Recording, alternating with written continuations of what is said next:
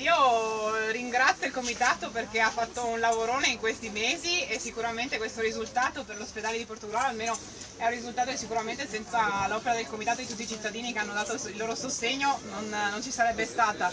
Il problema è che questo è un contentino alla fine, perché sappiamo, abbiamo visto che quella nostra USL sta perdendo in qualità e ad esempio Portogruaro rimarrà sguarnito sotto il profilo di cardiologia, San Donà sotto il profilo di rianimazione e non possiamo pensare che questa riorganizzazione che sta perdendo assolutamente in qualità, lo vediamo, sia anche, ci porti qualche beneficio in termini di bilancio, perché questi dati noi non ce li abbiamo. Infatti io vorrei chiedere a Zaia che ci fornisse questi dati per cui noi abbiamo dei benefici in termini di bilancio, perché qua guardiamo solo i benefici in termini di bilancio e non in qualità di servizio.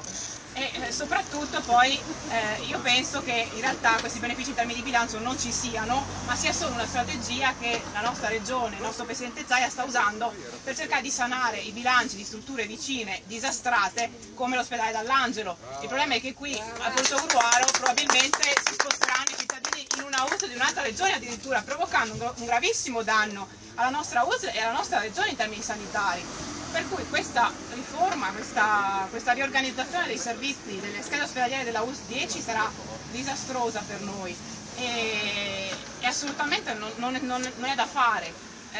Il problema è che domani, da quello che ho capito, si voterà questa revisione delle schede ospedaliere e quindi secondo me dobbiamo far sentire la nostra voce in tutti i modi possibili. Importantissima questa manifestazione, però dobbiamo anche pressarli, non lo so, con un mailing bombing, fargli sentire la nostra contrarietà a questa riforma, perché veramente ne perderemo in qualità del servizio sanitario della nostra USL. Noi saremo costretti a spostarci in altre USL per avere un servizio decente. Questo è inammissibile perché noi le tasse le paghiamo e vogliamo un servizio per quello che paghiamo.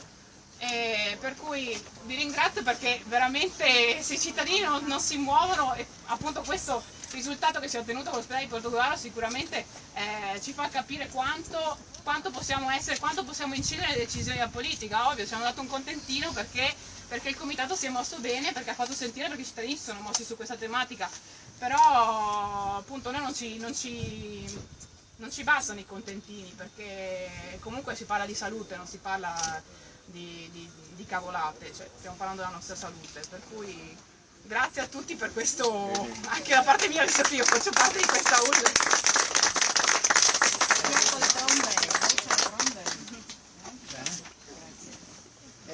Posso aggiungere qualcosa sulla salute mentale? Le associazioni, sì. Associazione Prego, AIFA signora, della salute mentale. No, si è parlato delle carenze